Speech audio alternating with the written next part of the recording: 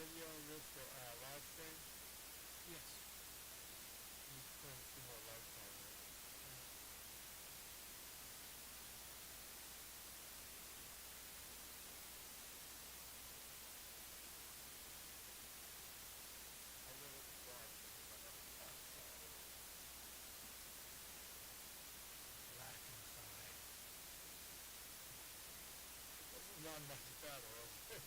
Actually, it is. It's definitely Digital 410 Productions proudly presents the What's in Your Head podcast.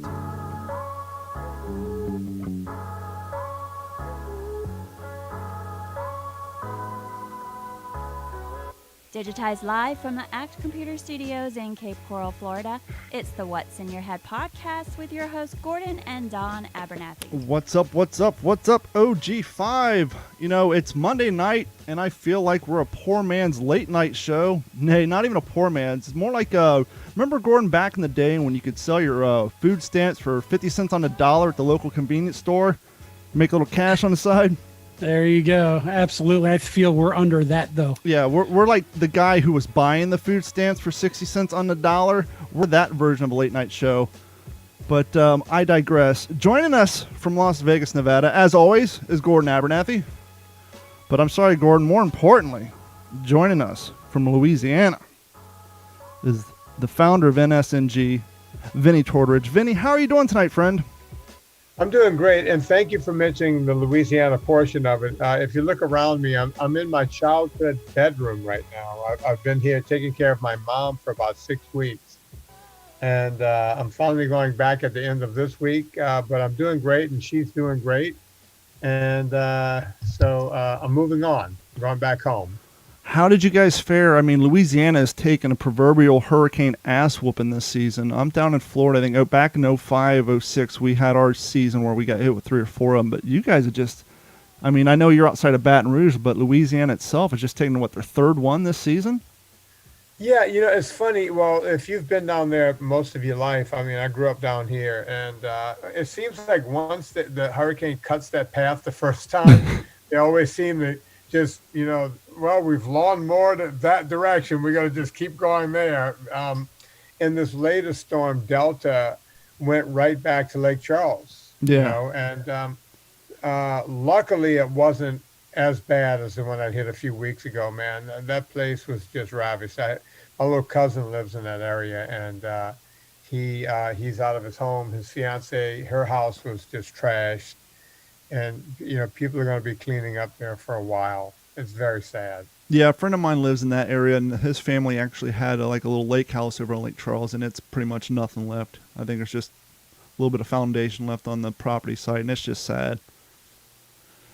I want to think. Look, it's a reality. You live here, you have this. You live in California, you have earthquakes and fires. You live in Colorado, you could get caught in an avalanche. I mean, the world is Earth is this just crazy thing, and weather and the weather just doesn't stop. Sure. It all happens.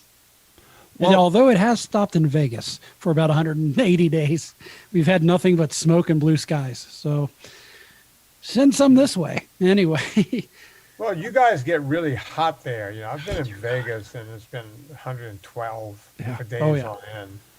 Yes, and this year we actually had kind of a record year. We were hovering around 115 a good chunk of that time. So, fun. Yeah, we often Gordon, how are you guys handling the whole... Are you guys still shut down, or can people go and throw their money at a casino now? Or how does that work? The Strip has been opening up. The only problem that we're really running into is the casino properties have tanked their rates for rooms. And that's bringing in a lot of undesirables. It's kind of shifted the demographics. Metro said that it's more gangbangers coming in from out of state, unfortunately. We've had violence, I think, every weekend for the last couple of months. Shootings, groups of people attacking one guy. It's awful right now. So hopefully they get a handle on it soon. I say casinos jack those room rates up enough to make it a little more difficult, for certain. Yeah, it's a hard thing to do. I mean, You almost sound insensitive when you say that, but there's got to be a fine line somewhere. Yeah, but they're in that rough position where they're trying to figure out a way to get any income in so they can maintain their employees' livelihood. So I mean, it's just a suck no situation. And I'm kind of glad you brought that up, Vinny, because Gordon and I were talking last week. Obviously, I'm in Florida, he's in Vegas, which LA adjacent. You're in Louisiana, and one of the the interesting thing about this whole pandemic experiment is you see how each state, each city kind of handles their affairs when it comes down to the shutdown stuff. And I was telling Gordon last week here in Florida, basically our pandemic at this point is the nuisance of having to wear a mask in a lot of the stores. Most of those now don't even enforce it. And the fact that Walmart's no longer open 24 hours. That's like that's the only really thing that we can see. What is it like out there in Louisiana? It's funny, when I got here, I don't pay attention to the phases because when I'm living in Virginia at my actual home, there's like, hey, we're in phase 2 or phase 1.5, or we're going to go to phase 3. None of that bothers me because I work at home. When we do go to the grocery store or any other place we have to do any sort of commerce, I call it the masquerade. I throw a mask on and pretend, I don't know if the mask is doing anything or not. I'm not a scientist when it comes to that, but I'm willing to wear a mask if that's going to help. But when I got to Louisiana, I didn't know what phase it was in or whatever. I was here for the first day, and I have to be really careful because I'm taking care of 2 elderly people in this home, right? So I certainly don't want to get COVID and bring it home to them because it can kill them. But I'm the one shopping for them every day. Part of it, my mom broke her left knee and her right shoulder. So, and my dad is too old to take care of her, and he can't really do anything. And so since I can work from anywhere in the world, I figured Louisiana is anywhere in the world. So I could just go. Yeah, all I did was I went out and bought another, what do you call this, a laptop? Yeah, laptop. Apple laptop, and I hopped in my truck and came down here. And I walked into a restaurant the first day, and there was a big sign on the front door, you must have a mask. So I have a mask in every pocket that I have, a few in the truck, and I just threw one on because I didn't want some Karen to yell at me. And, of course, I don't want to bring the virus home to my parents. And I walked in, and they sat me down. It was a breakfast place. Every table was full around me. As soon as you sit down, you can take the mask off. But then the waiters and waitresses come by, and they have these masks on, and they're not N95 masks. Nope. So they're standing over you, blowing down on you. And every single table was packed. They weren't separating people. And when I got home, my mom was explaining to me how, we're in phase. They're thinking about phase 2.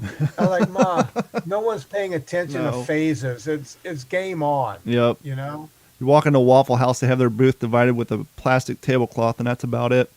And that's the weird things. Like, science or is there no science, and we won't get too deep into it, but we've talked a bunch of times, you'll go through a drive-through window, you'll hand them your debit card, they'll charge you, and then they'll put your food or your drink on a tray and then hand you the tray as if all of a sudden now they're worried about contact, even though they just took the debit card you've been putting in your sweaty ass cheek all day long. So it's like, are we doing this or aren't we? But the reason I asked you to come on the podcast is Gordon and his wife, they've been trying different areas for losing weight and diet, and Gordon's wife has some dietary restrictions due to some health concerns, and he made the proclamation last week that they were going to start the NSNG, and I said, well, who better to have on to explain not only to Gordon, which he's very, very familiar with it because he's very familiar with you, but who better to explain exactly what the NSNG diet is for our audience than the man who founded it himself. So I guess just give us the 5-cent tour of NSNG, and then I guess Gordon will have some questions for you about how to implement this diet and this lifestyle change. Really, it's not a diet; it's a lifestyle change. It's funny. Right before I did this show, I did my buddy Tim Conway Jr.'s show in L.A. He's got a nighttime talk show in L.A. On KFI. 5 minutes before I came on with you guys, and he said, Vin, just, and he does this to me every time. He goes, boil it down. If people could do one thing, what would it be? And I said, simple, just cut out carbs. It's really that simple. Cut carbs. My grandmother, who I don't think she had a fifth grade education, because they were poor Italians, they were immigrants to this country. They knew that if you ate too much pasta and too much bread, you got fat. Mm-hmm. They didn't need a scientific study for that. They just knew that fact. So if you just cut out carbs, now in the world we live in today, it's not my grandmother's world. No. We now have, Wendy's and McDonald's, and we can run to the border and all these different places. And it's not just carbs, it's not just people with gluten intolerance or celiac or whatever. There are seed oils that are mixed into, when you throw that into the mix, the inflammation and the whole problem with that, just it exacerbates the whole problem. So now you have a real problem, right? So it's not just about my grandmother saying, "Hey, you want to gain a few pounds? Eat some pasta and bread. You want to lose a few pounds? Stop eating the pasta and bread." So now we have all this other insidious stuff that we have to deal with, and that stuff is not going away. No, it's getting worse. Yeah, And it that's really just is. it. It's so readily available.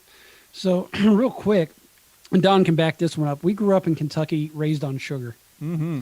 Yeah. I mean, cups of sugar in iced tea. Vinny, remember Kool-Aid. the big white scoopers they had back in the 70s and the 60s that people used for their sugar scooper? Yeah. Our family's go-to was Rice Krispies with at least one full thing of that sugar on top of your bowl of Rice Krispies. I mean, so it was basically a sugar soupery mess that we were consuming. But So wait, hang on. Rice Krispies already had sugar on the product, and But- you put sugar on that? Our whole family did, yes. It was literally just a soupy, milky mess with some Rice Krispies in it. It was it was probably a syrup. Oh. It was it a had milk to be syrup. a cup and a half of sugar, easily. Wow, I'm getting nauseous just hearing it. I am too, I am actually. too now. But that, I mean, back when you're 5, 6, and that's what you're, raised up on Mountain Dew, soda. You're in Louisiana. You can probably understand this.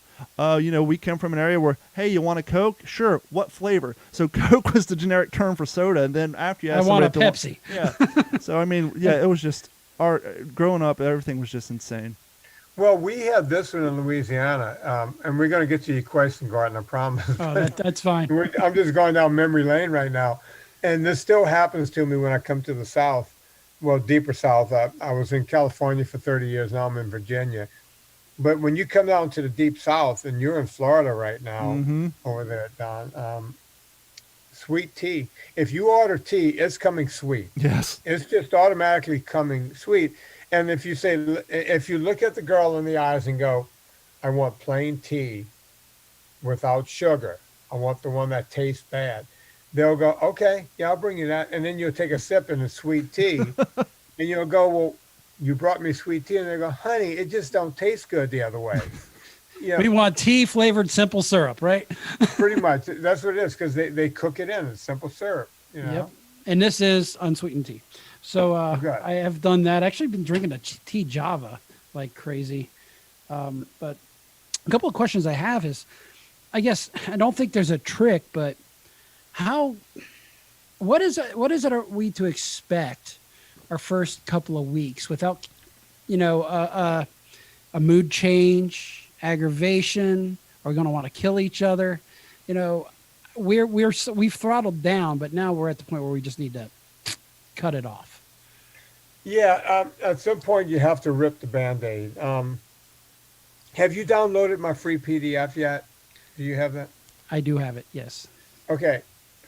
That thing won't start working until you start working it. And even let's say you're cutting out almost everything, Mm-hmm. but you're still having that one thing, whatever that one thing is, Right. and hopefully it's not Sugar Crisp with a scoop of I Rice sugar. actually Krispies. don't eat cereal. I've been eating nothing but eggs and bacon every morning. Good. But if you have that one thing, like if you said, "Hey, we're simmering down, we're simmering down, we're simmering down," your brain can live up to 24 hours with, "Hey, Gordon and Mrs. Gordon is going to give me that thing I want at some point." So I call that bridging the gap. your brain knows it's coming. It's Kind of kind of that like an reward alcohol. center thing, huh? Yeah, it is. It's like an alcoholic going, you know what? I'm not going to drink all day long, but when I get home at night, and they can bridge that gap, right? As long as they get the chemical at night. I knew guys that did coke back in the '80s. Same thing. Hey man, I don't have a problem. I don't have to bump all day long, but they got home at night and they would just bump themselves until the next day.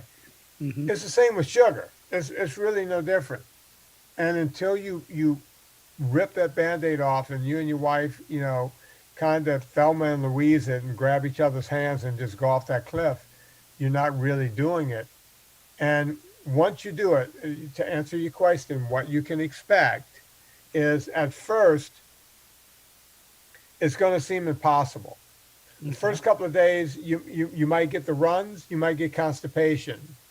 You might, neither may happen. Usually more people get constipation when they do it. I don't know why. That's why you want to drink extra water, extra salt on everything. Like salt the crap out of everything at first. Oh, really? Get I wouldn't think that. The good Redmond's real salt or a good Himalayan pink salt or black salt or, don't Hmm. use the cheap stuff is what I'm saying. Extra salt, extra water, drink tons of water, tons of salt. And you may get a headache on day 3 or 4. That's very common. People call it the keto flu. They call it the Atkins flu. Some people call it the Vinnie flu, which kind of means I have some status. You've made it, to man. Yeah, I'm big. Look at me. They're calling me a flu. So get through the flu. It feels like a flu for like 12 to 15 hours.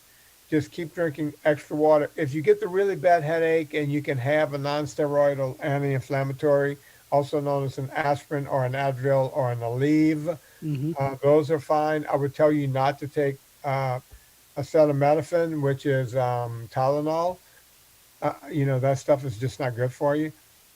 If you are a drinker, even a casual drinker, I would tell you to take at least the first 2 weeks, no alcohol, no wine, no beer, no scotch, nothing. If you could go 30 days, that would be great. You Oh, know, that's easy. and by the way, I'm a drinker, so I'm not telling you to stop drinking forever. Enjoy a drink.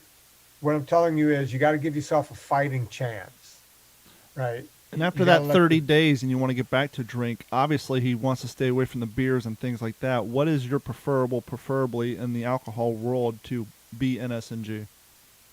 Well, you're both from Kentucky. Yeah, buddy. They knew a thing or two about bourbon.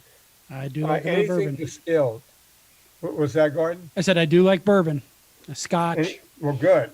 Scotch, bourbon, rum, if it's plain rum, distilled rum without any kind of sugary flavor added to it. Even, brandies are fine. Crevassier and Remy and all that kind of stuff. Tequila is fine. Vodka is fine. Anything that was turned into a vapor and then, distilled into a hard alcohol is fine. The ones that are not fine is basically beer, wine, and any of the cordials, like limoncello or Southern Comfort or anything like that, where there's a lot of sugar content in it. You want to stay away from those. And of course, beer and wine. Yeah. Now, to replace the fizz that we all like with sodas, is a bubbly or a Perrier good way to go?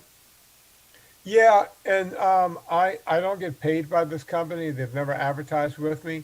I use a soda stream at home. It's the cheapest way. I like gassed up water. I Hmm. do.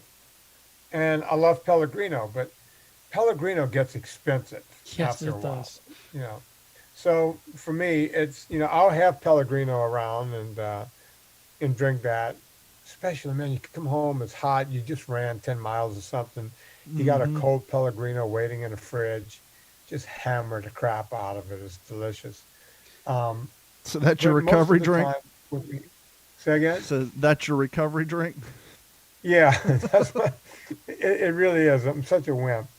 Um, yeah, but that's what I do. But other than that, I use SodaStream. That's always fine. Yeah. Fantastic. So a little bit about me, and Don can back this one up too. A coronary artery disease runs in our family pretty rampant.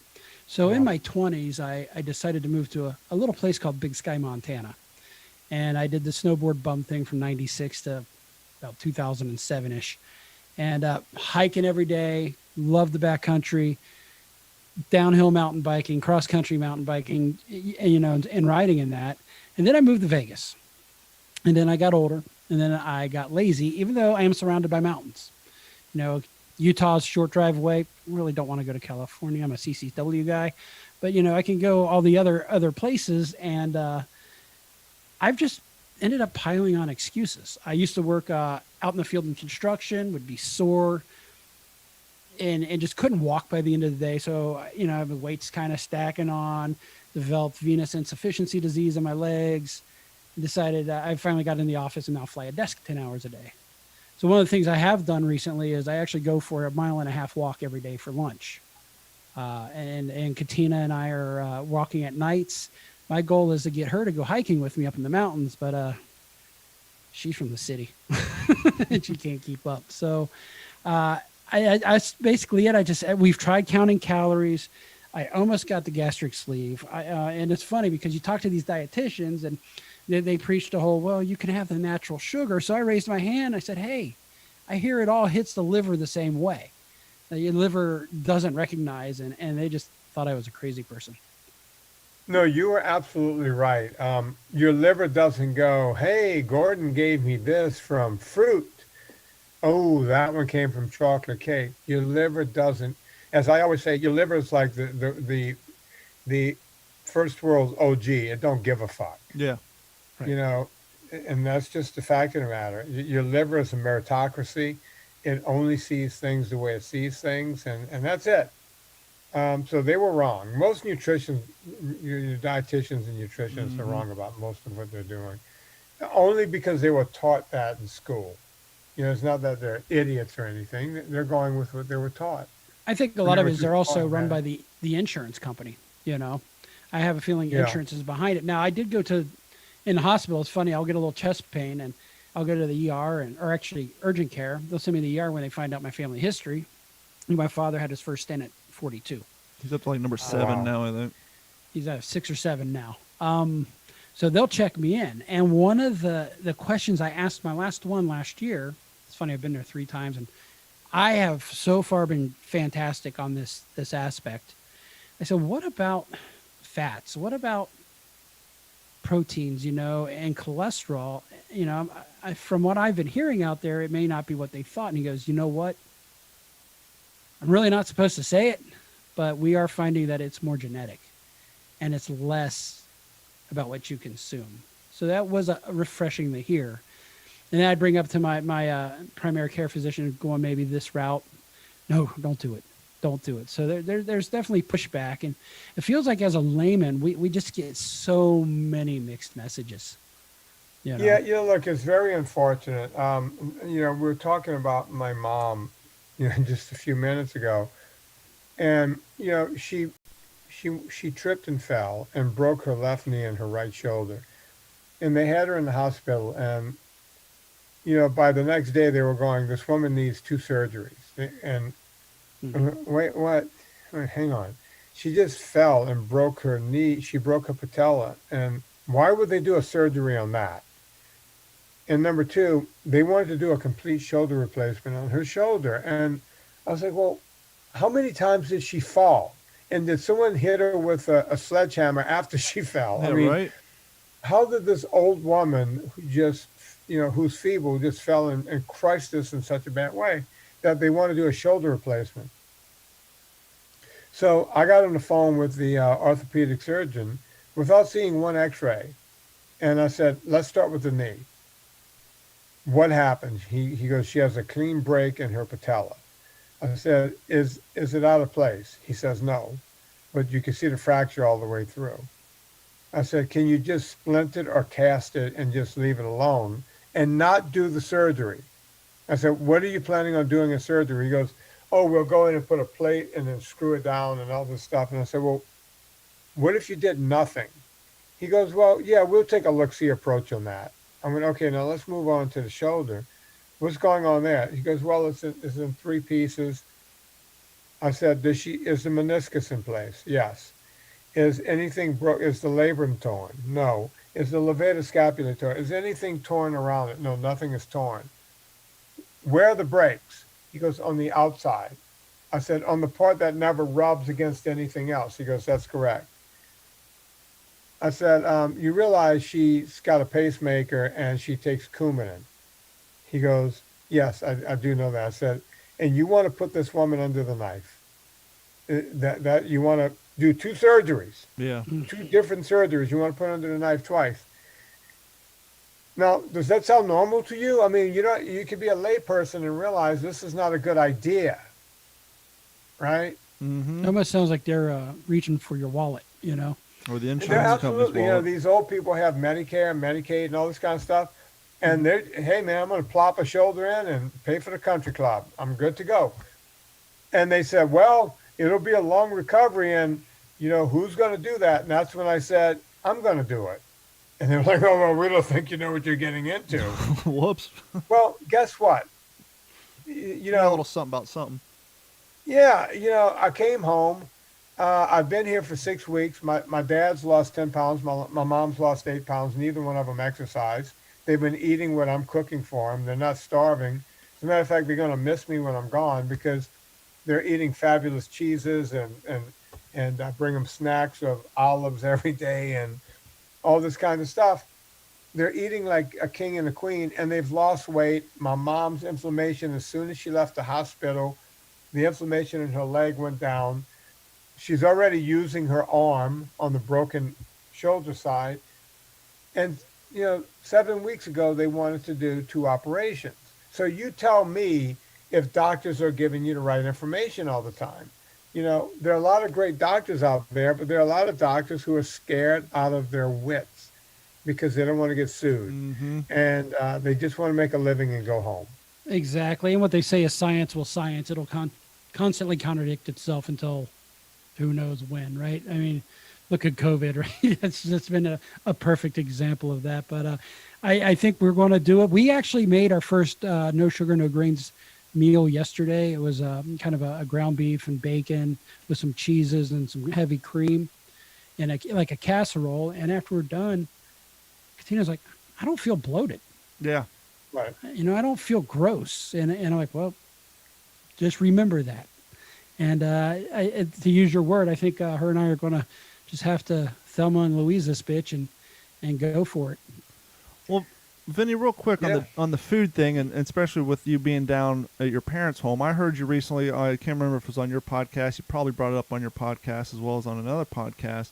And you kind of proved a hypothesis that Gordon and I presented a few episodes back, where I was complaining about the biggest problem with the news is all these news places are either located in New York, Chicago, or L.A., and so everybody there in those areas experience the same things. They live in the same locations, and they all get the same opinions after a while.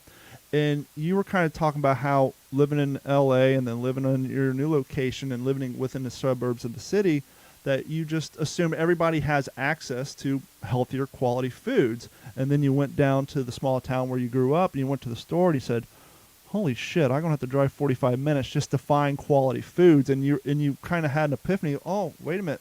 Not everybody does have access to the better quality foods depending on their geographical locations. And it kind of went to show the point that after we all kind of get used to our environments, we tend to forget that things are different throughout the country. Yeah, I had that let them eat cake attitude and didn't even realize it because, when you live in LA, you can get anything at any time of any day. Doesn't matter what it is. It's doable. You can get it on the way home. When it comes to food, everything is gettable. You're in Vegas. Same thing. Right?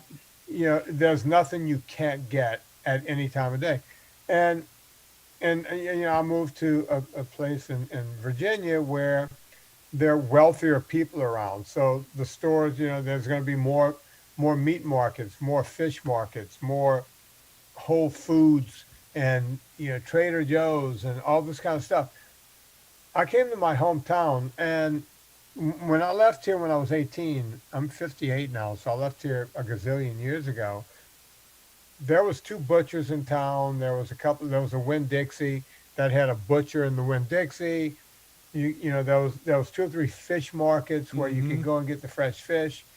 Well, Walmart came in here and, you know, just took over all of that Yep. and shut the small guys down. I think there's only one butcher left, and there's no other grocery stores. Walmart put everything. It's a ghost town, Yep. you know, and you know, a lot of people have left this town. I never run into anyone I grew up with besides my buddy Moose, who still lives here, and but everyone moved to Baton Rouge or Thibodaux or somewhere else. And I went to Walmart. I went, well, this is the only place to shop. And the eggs were so cheap that you know, they were broken in the carton. I mean, it was just these factory farmed eggs, and the vegetables did not look good. No. You know, and this is a farming community, and it's like, wow, I remember the local farmers used to supply the grocery stores, and Walmart ain't playing that. Nope. You know, and I'm looking around going, okay, the meat seems to be prepackaged from God only knows when, and none of it looked good. Most of it looked gray, you know. And I'm sitting there going, okay, if the blood is oxidizing on the meat, how good could it possibly be? Or they inject And- that food coloring on the outside, and then you go to cut into, and it's just gross. Yeah, I wouldn't even, you see, you just told me something I don't even know. But what I do know is I came home and I told my parents, I said, are you guys good for about an hour and a half? And they were like, yeah, why? I went, okay. I got in my truck and just drove to Baton Rouge and found a good food market. And once I found it, I just kept going back there every second or third day to get fresh meat, to get fresh cheeses and good dairy and, you know, just everything, because I wasn't going to feed them crap. While they're on my watch, they're going to eat the good eggs, you know, the good fish, the good everything. And wow, hasn't it paid off? I mean, my mom's inflammation is down. My dad is feeling great. They've both lost weight. You know, just eating the right thing. Well, the argument could be made, well, I'm sure you have the science behind it, that if your body isn't busy fighting off all the bad shit you're eating, it has time to fight off infections and worry on healing up the body when it's broken. Yeah. True statement has never been made. You know, it's you know, food is the medicine in this case. You know, so yeah, there's a lot of truth in that. Well, it's funny, Vinny. We haven't had this problem in probably about 5 or 6 episodes where we just let Zoom go and it lets us go for 2 hours. All of a sudden now it's giving us a final countdown saying this particular meeting is going to end in 10 minutes. So I want to make sure we get your plugs in there. Everybody, I want you to head over to VinnieTortorich.com. Out on Prime Video, which I saw when it came out, is your documentary, Fat the Documentary. Yes. You often say the biggest problem with fat is it has the word fat in the name. One of the kind of sticker shock is when people get into this diet, kind of as you're taught before, like, oh, no sugar, no grains, fine, I can just stop drinking soda, stop eating candy, stop eating bread, and that's it. But then you find out, well, hey, your 8-ounce glass of orange juice has more sugar in it than a can of soda. And as you said, when it comes to your body, it doesn't matter if it's natural sugars or artificial sugars, it treats it all the same. And so people kind of get sticker shock when it comes to these labels. And you do a good job in your documentary, Fat the Documentary, to point that out. Do you have time? You want to hang around? Or I know you just got done doing another show earlier. Sure, I can hang for a few more minutes. It looks like this meeting's going to end in like less than 3 minutes. Yeah, that's what I was saying. So for those of you guys watching the live stream, like I said, Zoom's weird. We've gone like 6 episodes with 2 hours and never had a problem. Now we have Vinny on here, and you got 4 minutes left. So we're going to take a quick break, and we will be right back. And so hold tight, everybody watching us on YouTube and Facebook, and we'll be right back. Is that just because you